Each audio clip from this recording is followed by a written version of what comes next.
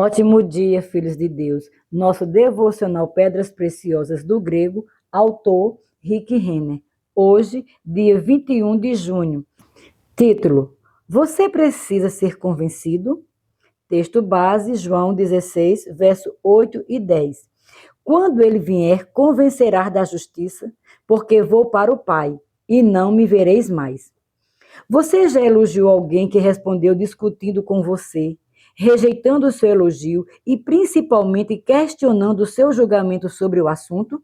Por exemplo, após você ter dito a uma pessoa que ela parecia ter perdido peso, ela lhe respondeu dizendo quão gorda está, em vez de lhe agradecer pelo elogio? A pessoa pode ter dito: bem, eu ganhei muito peso e pareço muito gorda agora. Gostaria que você pudesse ter me visto 3 meses atrás, quando eu realmente estava com uma boa aparência. Não está boa agora. Isso é o equivalente a rebater o elogio de forma agressiva. Teria sido muito mais educado e gracioso dizer: obrigado, estou feliz por você ter percebido. Fico grato por você me dizer que estou com uma aparência melhor. Eis aqui outro exemplo que penso que provará o argumento.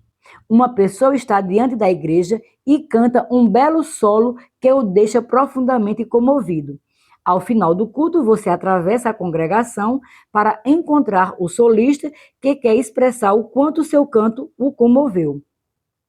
Depois de abrir seu coração e agradecê-lo por permitir que Deus o use, o solista respondeu da seguinte maneira: obrigado pelo elogio, mas acho que meu desempenho foi horrível esta noite. Não consigo acreditar que cantei tão mal. Não sei como você aproveitou algo daquilo. É grosseiro responder assim a alguém que está tentando agradecer a outra pessoa por ser uma bênção. Embora essa pessoa provavelmente não tivesse a intenção de ser mal educada, essa resposta ainda é equivalente a uma rejeição do amor, da admiração e da gratidão que Deus está expressando a ela por intermédio de outrem. É o mesmo que dizer: eu sou grato pelo fato de você ter feito esse elogio, mas nós dois sabemos que não é verdadeiro. Então, você não precisa dizê-lo. De fato, essa pessoa está sendo chamada de mentirosa. Às vezes, respondemos assim um ao outro sem a intenção de sermos rudes. Porém, você sabia que também fazemos isso com Deus quase todos os dias? Considere, por exemplo, o que 2 Coríntios 5:21 declara: aquele que não recebeu pecado, ele o fez pecado por nós, para que nele fôssemos feitos justiça de Deus. Esse versículo diz que Deus enviou Jesus à cruz para receber sobre si o pecado, morrer em nosso lugar e nos dar a sua posição de justiça aos olhos de Deus. Contudo, se há algum assunto sobre o qual os cristãos ficarão desorientados, é a questão de serem justos. A maioria dos cristãos é tão consciente de sua antiga natureza pecadora que não consegue acolher a verdade de que foram declarados justos. Diga-lhes que eles são justos diante de Deus e eles responderão dizendo quão maus eles são. A natureza pecaminosa sempre se agarra ao pior e ao mais negativo. Sempre gravitará para baixo, nunca para cima. Essa é a natureza da mente que não está sob o controle do Espírito Santo. Se você for abandonado à sua carne, nunca acreditará em um bom relato. Nunca crerá que Deus está fazendo uma boa obra em você. E certamente nunca crerá ter sido feito justiça de Deus em Cristo. O pensamento pecaminoso, raso e negativo tem feito parte da humanidade há tanto tempo que requer algum convencimento especial para nos fazer perceber o que Deus fez em nosso interior. Para realmente crermos que somos justificados perante Deus, será necessário a obra do Espírito Santo para nos convencer. Caso contrário, quando Deus disser: você é meu filho, eu o tornei justo, você é lindo para mim, nossas mentes e emoções negativamente carregadas responderão: não é assim. Eu sou indigno, sou profano, sou tão desprezível. Eis aqui, porém, a boa notícia. Assim como o Espírito Santo convence um pecador de seu pecado, ele é enviado também para convencer os cristãos de sua nova justificação diante de Deus. Jesus nos disse sobre o Espírito Santo: quando ele vier, convencerá da justiça, porque vou para o Pai e não me vereis mais. João 16, verso 8 e 10. A palavra convencerá vem da palavra grego eklécio, significa expor ou condenar, como em condenar alguém por um crime ou pecado. Essa palavra era usada para descrever processos jurídicos durante os quais uma pessoa era interrogada e investigada em um tribunal de justiça até que ele emitisse uma decisão final. Se considerada culpada, a pessoa era inequivocadamente condenada por seu crime. Nesse sentido, a palavra eklécio descreve a obra do Espírito para convencer total e inconfundivelmente um pecador de seu pecado. Quando o Espírito Santo termina de abrir os olhos de uma pessoa para o seu pecado, ela sabe que é pecadora. Não há como o incrédulo escapar da verdade quando o Espírito Santo revelou ao seu coração. Porém, a palavra convencerá é usada também em sentido positivo, convencer alguém de algo positivo. Novamente, no sentido jurídico, era usada para indicar advogados que trabalhavam muito diligentemente para convencer as pessoas de uma nova maneira de pensar ou de um novo modo de ver as coisas. Talvez elas estivessem enraizadas em uma mentalidade errada ou tivessem uma percepção distorcida. Então, os advogados se dedicariam a mudar a opinião delas. Nesse caso, eles não estavam tentando condenar alguém, estavam trabalhando para convencer alguém. Referindo-se ao Espírito Santo, Jesus disse: quando ele vier, convencerá da justiça. João 16, verso 8.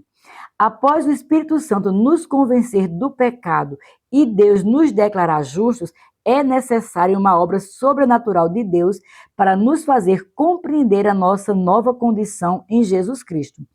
Essa percepção é tão sobrenatural quanto o momento em que reconhecemos que estávamos perdidos. Só que dessa vez estamos sendo sobrenaturalmente despertados para o fato de que somos justos. Consigo me lembrar de quando acordei para essa verdade muitos anos atrás. Eu estava dirigindo pela rua, me sentindo totalmente injusto enquanto ouvia uma fita didática sobre o tema da justiça. De repente, minha mente começou a entender o que eu estava ouvindo. Foi como se alguém tirasse uma venda dos meus olhos e tampões de minhas orelhas. Pela primeira vez, eu estava vendo e ouvindo a verdade sobre a minha nova justiça em Cristo Jesus.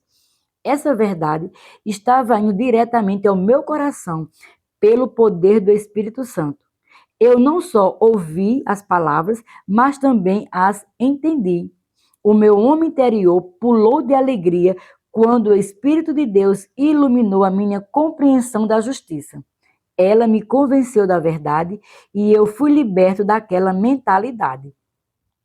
Se você luta contra uma autoimagem pobre e um constante sentimento de condenação, precisa que o Espírito Santo faça a sua obra convincente em sua vida. Somente Ele pode abrir os seus olhos para verem quem você se tornou em Jesus Cristo. Quando os seus olhos tiverem sido abertos e você entender que é justo, nunca mais lançará agressivamente a verdade de volta para Deus, nem discutirá com Ele. Quando o Espírito Santo o lembrar de que você foi declarado justo, você gritará com alegria: obrigado, é exatamente quem eu sou. Isso significa que você não precisa ser negativo quanto a si mesmo o tempo todo. Você não tem de bater a cabeça, lembrando-se constantemente de quão indigno você é, porque Jesus o tornou digno, ele o tornou justo.